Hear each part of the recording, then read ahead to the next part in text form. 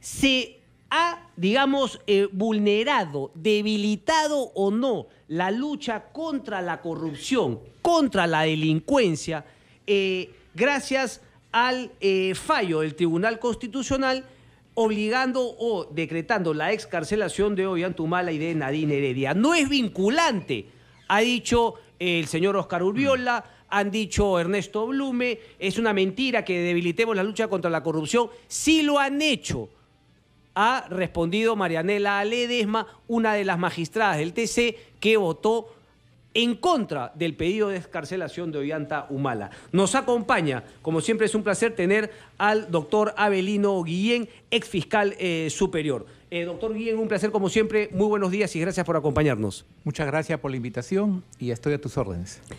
Ayer lo escuché, doctor, duro. ¿Usted cree que sí se vulnera, sí se debilita la lucha contra la corrupción con este fallo del TC?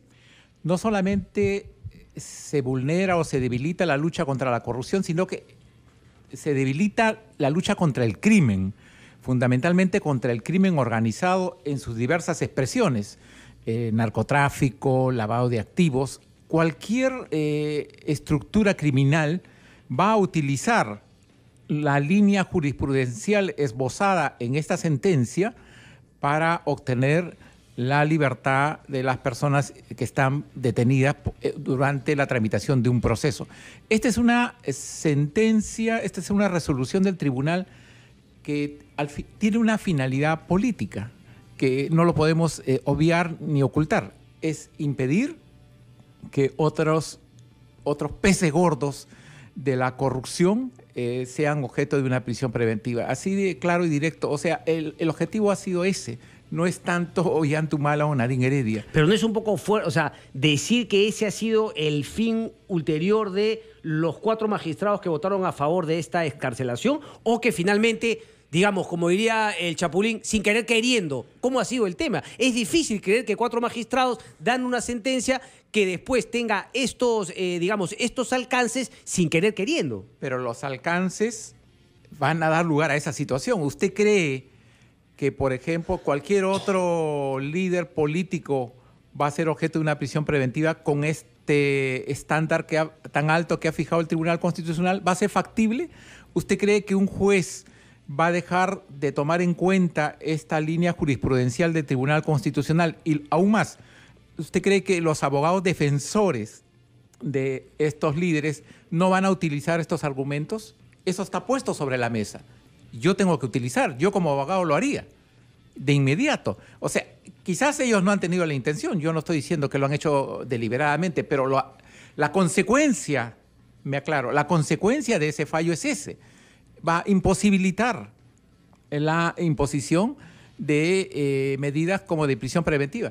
Y si usted analiza todos los días, el Poder Judicial dicta numerosas decenas de prisiones preventivas. Por ejemplo, estos grandes operativos en el sur, en Chilca, etcétera, donde detienen a 40, 50 personas. Alcaldes, a todos. Correcto.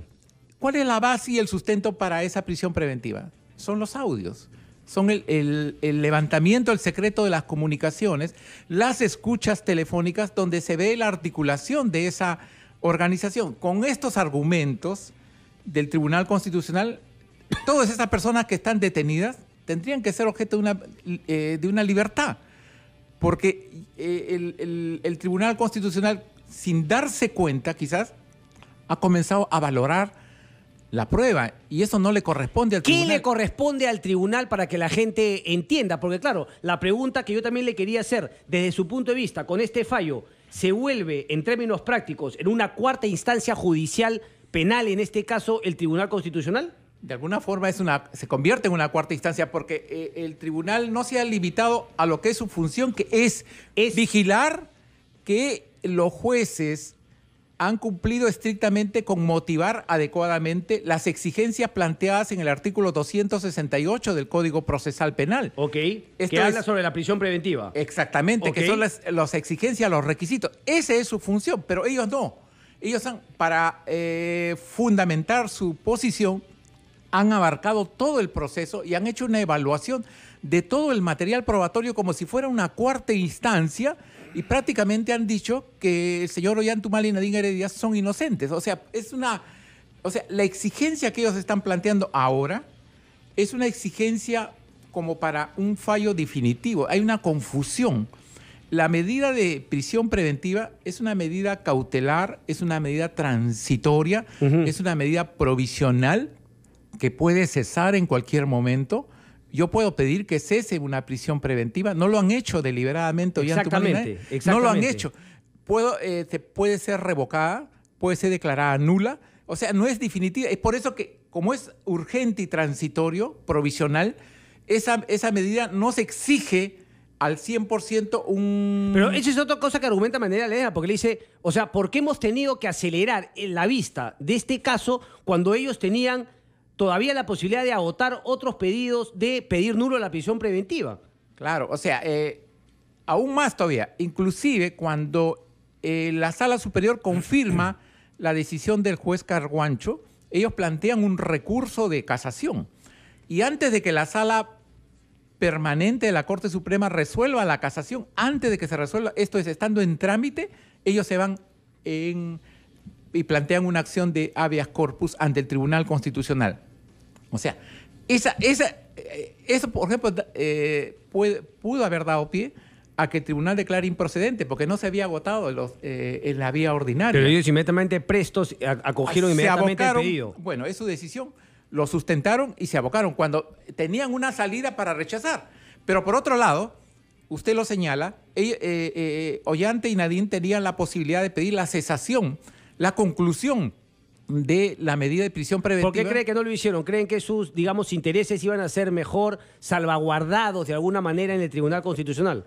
Porque la norma exige nuevos elementos de convicción que destruyan el argumento de la Fiscalía y del juez esbozados en su resolución, y eso no cuentan ellos. Lo que ellos han querido que esto se resuelva a nivel del Tribunal Constitucional, han escogido esa vía.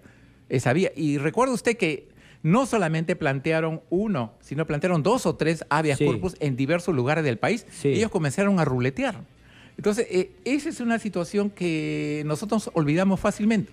Lo cierto es que el Tribunal Constitucional, según mi criterio, ha actuado de acuerdo a su función, es cierto, de acuerdo a su ley orgánica, pero lo que ellos debió es guardar el equilibrio que hace 20 años viene teniendo el Tribunal Constitucional entre el derecho a la libertad individual versus el derecho a la seguridad pública de una sociedad. Como integrante de una sociedad, nosotros tenemos derecho a una defensa frente al delito, frente al crimen organizado, frente al terrorismo. Ok, pero me preocupa, y le hago la pregunta para que me responda tras la pausa, me preocupa que usted diga ahora que, o sea, el caso en sí también se ha debilitado. Más allá de que la figura de la prisión preventiva, ¿no? ¿Usted cree que se debilita? Y esto obviamente afecta no solamente la lucha contra la corrupción, sino, digamos, la delincuencia en general, el crimen organizado, sino que además se debilita el caso finalmente de Ollantumala y de Nadine Heredia. Respóndame eso, por favor, tras la pausa, doctor. Nos está acompañando el ex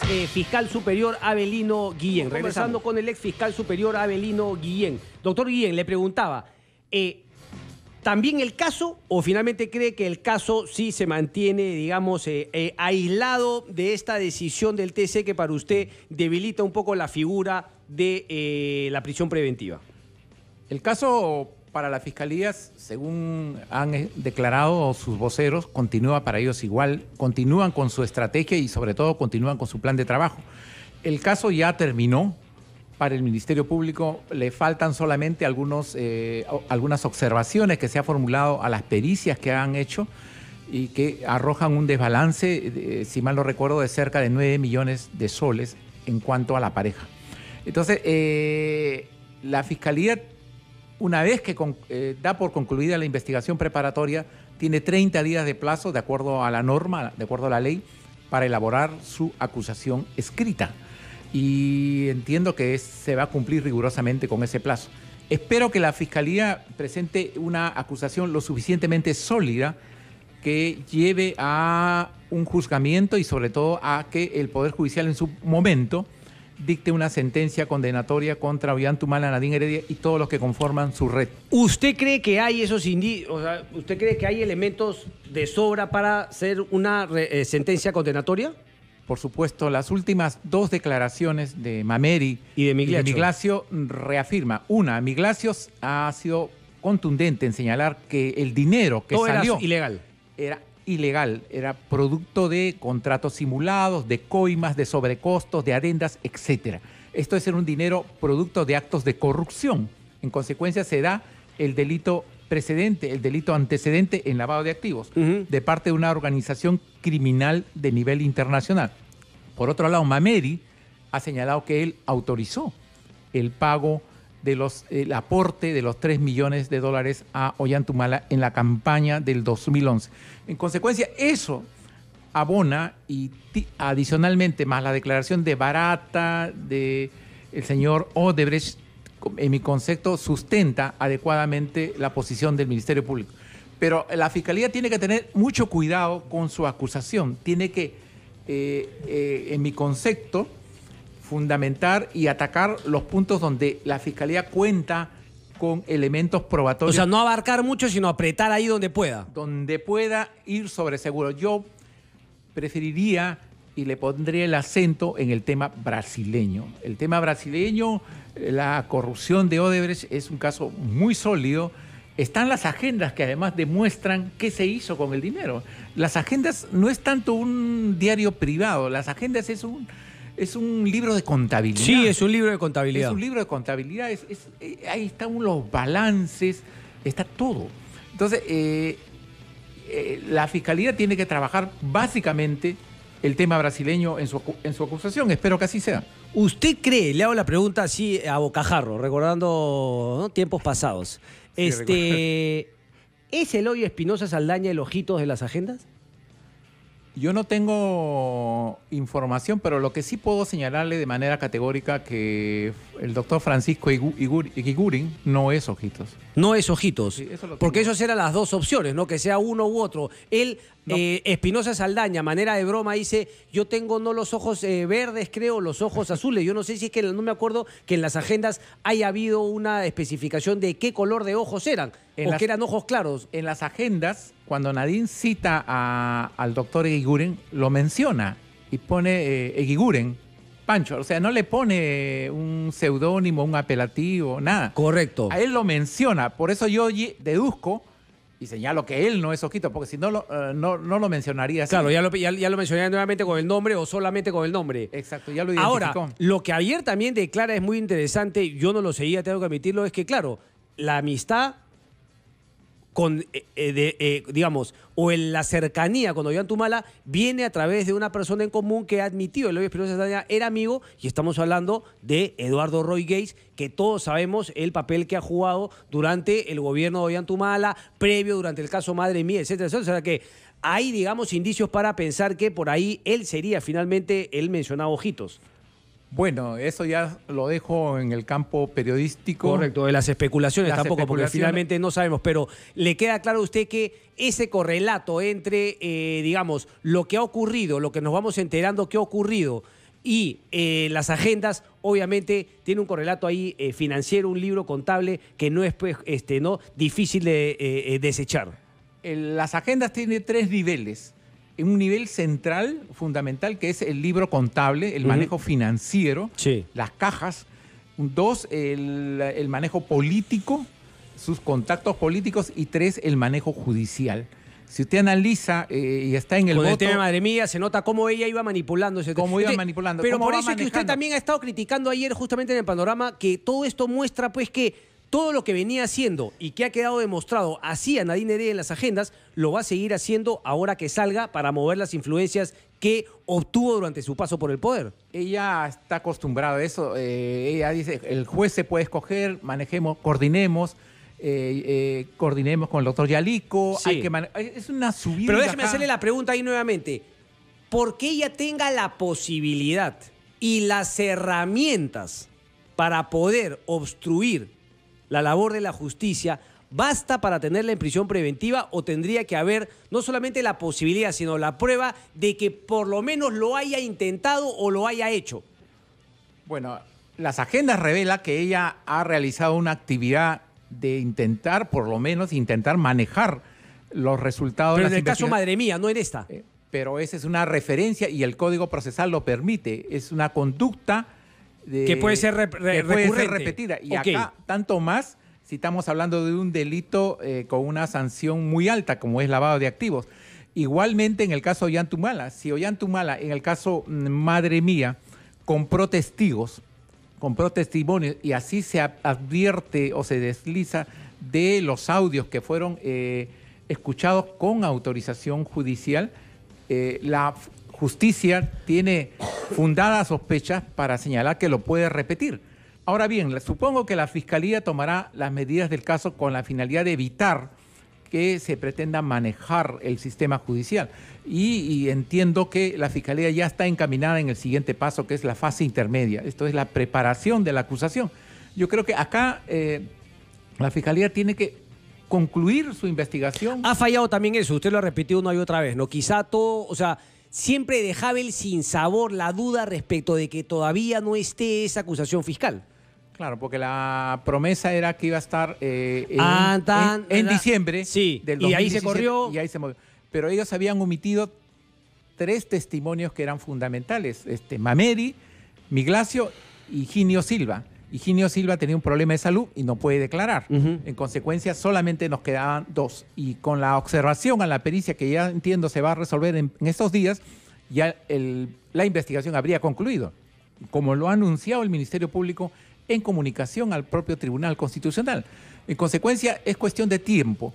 Espero que la Fiscalía se prepare para una gran batalla jurídica, porque un juicio oral es una batalla. Correcto. Donde se tienen que utilizar todos los argumentos, todas las pruebas que ha logrado reunir. Lo fundamental, a mí no me preocupa que tanto la prisión preventiva. Para mí el rol fundamental, el objetivo central del fiscal es uno solo: hacer una buena investigación. Correcto. Y 2, como consecuencia de esa muy buena investigación, presentar una excelente acusación.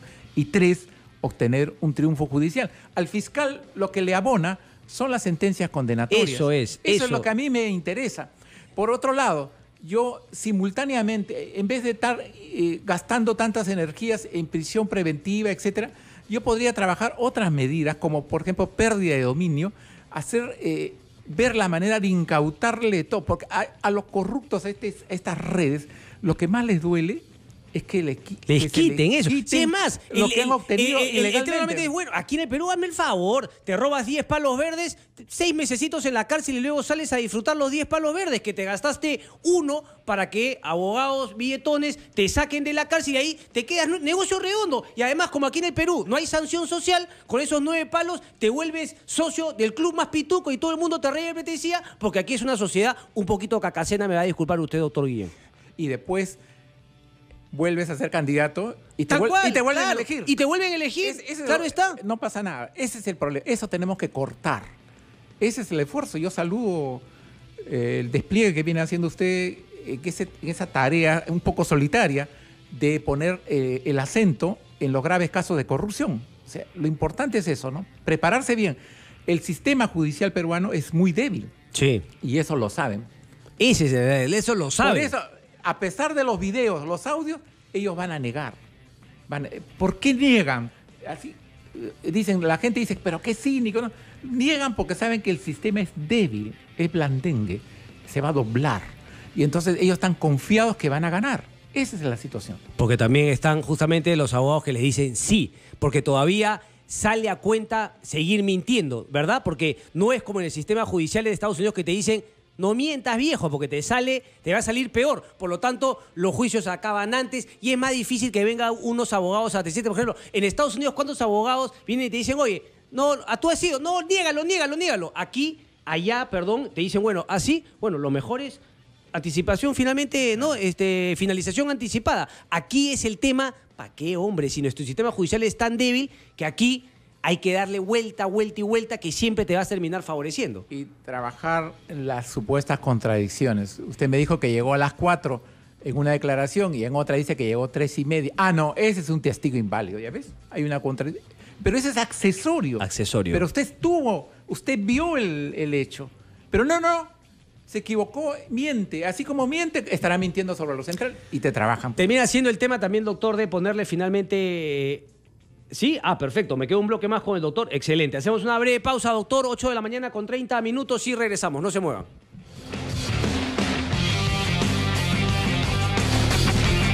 Ya volvemos. Bien. Doctor, le preguntaba justamente por, digamos, esas debilidades del sistema judicial. Hablando ya un poco en el tema de fondo, ¿cómo corregir estos temas cuando vemos, por ejemplo, lo que ha venido ocurriendo en Brasil? Obviamente ningún sistema es perfecto, pero todos son perfectibles, todos son capaces de ser mejorados, y eso parece haber sido el caso en Brasil con jueces jóvenes que fueron enviados, por ejemplo, a conocer muchísimo más sobre el tema de inteligencia financiera, de la corrupción de grandes corporaciones, y eso devino, por ejemplo, no solamente del juez Sergio Moro, sino en muchos más que tienen un entendimiento. ¿Cuándo podremos? O sea, yo sé que hay fiscales que hacen bien su trabajo, jueces que también lo hacen, pero como que nos falta todavía, ¿no?, tener a nuestros funcionarios mirando un poquito más lo que ocurre en el mundo para que aquí en el Perú las empresas que sí conocen lo que ocurre allá, digamos, no nos hagan el avión. ¿Cómo se puede mejorar eso, doctor? El primer paso que tiene que hacer usted es que la política se retire del sistema judicial, retirar a los actores políticos. A través del Consejo Nacional de la Magistratura, los grupos políticos consiguen que gente afín a ellos ingresen como jueces en todas las instancias. Entonces ahí hay un manejo partidario de la justicia. Es por eso que usted ve pues, que hay sectores donde se dan muy pocas sentencias condenatorias o muchos casos de impunidad, porque justamente son sectores que han tenido una presencia muy fuerte en el sistema judicial. Así de claro. O sea, si nosotros queremos empezar de verdad con esto, debería haber un acuerdo nacional, un pacto nacional, en el sentido que los políticos se retiren del sistema judicial. Por ejemplo, ahora... A fin de año todo el mundo sabe que se vienen las elecciones de las autoridades del Poder Judicial. Entonces ya se conoce y se ve las competencias, los manejos, las alianzas, las campañas, con la finalidad de que determinados sectores políticos tengan el control del sistema judicial. Pero ¿cómo se elige, por ejemplo, al presidente del Poder Judicial? Lo eligen los supremos. Los supremos. Y dentro de los supremos empiezan a haber voces políticas detrás de cada uno de ellos. Por supuesto, acá hay sectores. Para que resulte elegido un magistrado como presidente del Poder Judicial, detrás de él hay una campaña y hay unas alianzas y hay unos pactos. Y hay tendencias. Y eso se ve reflejado después en la conformación de las salas. Entonces, esa es una situación que se tiene que solucionar. Pero ¿cómo transparentarlo? Porque no es inevitable. O sea, cuando vemos, por ejemplo, la Suprema en los Estados Unidos, claro, no se habla directamente de republicano-demócrata, pero, por ejemplo, cuando lo tiene que elegir, porque es por muerte, entiendo, ¿no?, que finalmente se elige, y el presidente de turno, si es que alguien fallece, elige a quien reemplazará, a quien deja la Suprema, pues siempre se habla, ¿no? Bueno, tiene una posición conservadora, es liberal en términos políticos, pero conservador en términos sociales o qué sé yo. Pero es inevitable tener un corazoncito político, pero el tema es de que uno sepa que no va a ser funcional a ese partido político. ¿Cómo evitar eso? Claro. Está bien que tenga una posición política, usted no le puede prohibir, eso. Pero que no haga actividad partidaria con el sistema, que no tenga una posición de consigna dentro del sistema, que sus intervenciones no esté de alguna forma influenciada por una consigna política. Ese es el ideal. Entonces, por ejemplo, en la Fiscalía el doctor Pablo Sánchez es un magistrado independiente y él no tiene cuestionamientos ahí, en cuanto a cuestionamientos de carácter político. Realiza una labor, en mi concepto, adecuada. Puede tener muchos errores, se los hemos hecho ver en cuanto al manejo de los casos emblemáticos, pero nadie cuestiona de que él es un personaje independiente. En consecuencia, es un personaje valioso para el sistema judicial. Ese tipo de magistrados es lo que se quiere que Bueno, debe lo existir. ideal sería, claro, independiente, más quizá todas las cosas que le hemos criticado, creo que con usted yo también comparto Claro. respecto a su labor. O sea, lo ideal sería independiente, más todo lo demás que le puede faltar a Pablo Sánchez. Exacto. Por ahí más dinámico, poner un poco más de orden y liderazgo al interior del Ministerio Público, pero usted habla de la independencia política fundamentalmente. Exactamente. Y claro, obviamente con un compromiso. Acá lo que le falta al sistema judicial es un compromiso firme en la lucha contra la corrupción. Esa es la principal falencia. Los jueces muchas veces son, y peor aún en temas de derechos humanos, muy distantes, fríos en relación a estos temas. No se involucran. Los jueces forman parte de la sociedad. Sí. En consecuencia también son afectados por la corrupción. En consecuencia ellos deberían estar preocupados por este tema. Y en consecuencia, acá lo que tiene que haber, por ejemplo, ni siquiera hemos logrado que en el sector, lo que defienden los intereses del Estado, o sea, el Ministerio Público no ha logrado liderar a todo el sector público que combate al crimen, al delito. Debería estar en una misma línea los procuradores anticorrupción, la Contraloría General de la República, la Policía Nacional, la Unidad de Inteligencia Financiera. Pero ¿no será que al status quo, digamos al establishment, que justamente no le interesa cambiar el status quo, justamente le conviene pues que estas cosas no se den, que esta alianza entre Ministerio Público, Contraloría, Procuraduría, o sea, hay un grupo de gente que justamente hace todo lo posible por evitar estas alianzas, estos compromisos y esta lucha frontal contra la corrupción? Claro, a ellos les conviene que nosotros estemos separados, porque separados estamos debilitados. Y aún así, dentro del propio Ministerio Público hay divergencias y discrepancias y no se pueden ni ver. Pero creo que usted también lo hemos criticado, ¿no? Digamos, digamos, el aislamiento, ¿no? La balcanización por ahí de unos fiscales lavados de activos, con el señor Hamilton Castro no se ponen de acuerdo, no hay una comunicación, qué sé yo, ese tipo de cosas también, ¿verdad? Yo lo he vivido, inclusive cuando estaba en la fiscalía, para obtener un documento de otra fiscalía era prácticamente hacer una gestión titánica. No había colaboración. Una locura. Ese es así. En cambio, en la otra orilla, en lo que es de defensa de la corrupción, sale una sentencia que favorece a los intereses de ellos. A los 2 minutos todo el mundo lo tiene. Porque aprietas un botón en tu celular y lo estás enviando. Correcto. Ese es el trabajo que ellos hacen. La corrupción tiene mucho más armas. Lo acabamos de ver justamente en el tema que nos acaban de presentar los amigos de Ojo Público. Tienen más armas y otro tema es que se van diversificando. Y Ojo Público hace un interesante trabajo y toca los temas que realmente deberían ser objeto de investigación. Estamos, cuando el sector justicia sale con sus estadísticas y dice estamos combatiendo la corrupción, las estadísticas y sentencias que están sacando son corrupción de bagatela. Un cobrador de micro que le quiere dar 5 soles o 10 soles a un policía, esa corrupción, eso es lo que infla.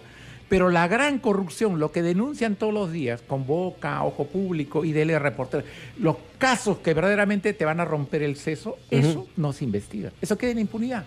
Por ejemplo, lo que han publicado Ojo Público, ¿cuál ha sido la reacción del aparato judicial? Nada. El aparato judicial no sabemos nada, absolutamente nada. No Nada. sabemos si es que eso va a tener una correlación o no. Ni siquiera la SBS, porque supone que no son delitos tipificados en el Código Penal, o sea, no son delitos, valga la redundancia, no son delitos, pero sanciones administrativas no sabemos si la SBS está tomando medidas o no al SBS respecto. tampoco ha respondido y no ha dicho nada. Exactamente. No hay ni un comunicado, no hay un Silencio, pronunciamiento. silencio absoluto. En el caso de Toledo, cuando su plata transitó, creo que por Centroamérica, Sí. hubo una sanción. Sí, al Scotiabank Al Scotiabank. en Costa Rica le acaban de meter una sanción de 2 palos. Exactamente. Y aquí finalmente no saltó nada, ¿no? Porque, a ver, o sea, ¿cómo no puede saltar cuando Toledo pagó el tema de sus hipotecas, de su casa, sabiendo que se supone venía con el mismo ritmo de vida de hace 15 años? ¿Cómo así logró pagar en una sola tajada todo el tiempo que le quedaba por pagar? Eso no se declara, o sea, los medios le pasan a la voz a los bancos. O sea, los bancos saben y se hacen los locos. Y cuando los medios denuncian, ahí recién ya no les queda otra y tienen que finalmente no hacer por lo menos el show de que algo hacen. Doctor, usted ha dicho que el Poder Judicial se elige el día de hoy. Usted ha hecho, por ejemplo, Pablo Sánchez como un ejemplo. Le tengo que preguntar también por el señor Duberlí Rodríguez. Ha tenido una afinidad política en su momento. Con la izquierda fue diputado, pero independientemente de eso, ¿usted cree que él también se ha movido de manera independiente en el Poder Judicial? Yo sí no le he visto ningún tipo de actividad Que no sea independiente. que no sé. Yo lo veo independiente. Correcto. Él Ayer, por ejemplo, ha fijado posición, ¿no? Sí. Y ya, en la entrevista con Mariela Balbi. En la entrevista con la señora Balbi, la ha fijado posición y ha señalado que el TC se ha extralimitado, que en rigor se está convirtiendo en una cuarta instancia. Correcto. Y ha salido en defensa de su fuero. Eso me parece saludable y respaldo. Ahora, cuando usted ha hablado del Ministerio Público, doctor, lo de Pablo Sánchez, y que podrían haber otros que, digamos, sí van a permitir el ingreso de la política de partidos políticos. Se ha hablado durante años de la influencia del partido aprista, etcétera. Se ha hablado justamente dentro de esa situación, digamos, la necesidad o la pertinencia de que Pablo Sánchez sea reelegido. ¿No sería caer también en el mismo juego? O sea, un poquito la del caudillo, o sea, porque uno es independiente, los otros ya no. O sea, mejor no tendríamos que fortalecer quiénes son los superiores o los fiscales supremos para que no tener que siempre elegir a uno, porque, claro, la alternancia no es buena. Perdón, la alternancia es buena. Pero, claro, si me ponen ante la situación que de los otros que están posibilitados de postular y de ser elegidos, pues pueden romper o llevarnos a una situación peor de la que estamos ahorita con el Ministerio Público, pues uno diría, bueno, que Pablo Sánchez se quede. Pero, ¿qué pasa ahí, por ejemplo? Bueno, para que se quede, hablando en general, un funcionario es porque su gestión tendría que haber sido excelente, ¿no? Para que y tampoco me parece que haya sido excelente, discúlpeme. Exactamente, entonces yo considero que ha habido varias limitaciones, ¿no? Correcto. Varias debilidades. Correcto. Pero el argumento de ellos es, pero si te parecen limitaciones las que tuvo Pablo Sánchez, prepárate para los que vienen, ¿ah? Entonces, ¿en qué quedamos? Bueno, la elección va a ser el 7 de junio, si mal no recuerdo, y espero que quienes aspiran a reemplazar al doctor Sánchez hagan público su posición y cuál va a ser su estrategia para enfrentar. Este es de lejos el más grande caso de corrupción en la historia del país. O sea, Lavallato, y eso que conocemos es solamente una parte. Sí. Es un pool de empresas brasileñas y no nos hemos quedado con Odebrecht y no conocemos el resto, 5 o 6 empresas más. Estamos en nada. Cuando se conozca todo, usted lo ha dicho, estamos en nada. Pero avanzando poquitito, ¿no? Eso es lo que me deja de alguna manera satisfecho, pero todavía veo que la corrupción sigue impune, ¿ah? Gobernadores regionales, alcaldes siguen haciendo sus negociazos. Es tan impune la corrupción que usted ve que para las elecciones de octubre las mismas caras, sí, los mismos rostros se están presentando con absoluta desfachatez. Algunos que son alcaldes en Lima se presentan en el interior del país o ponen a su esposa o a sus hijos para que sean candidatos a alcaldes. O sea, Correcto. Es un botín. Pero seguiremos en la brega porque sabe que, doctor, no sé por qué, pero esto de estar... No, ya me iba a decir una palabra, pero esto de estar fregando a los corruptos, no sé por qué, me gusta, doctor. Un abrazo, doctor Guillén, como siempre, un placer. Muchísimas gracias. Hacemos una breve pausa y regresamos. No se muevan, Radio Capital.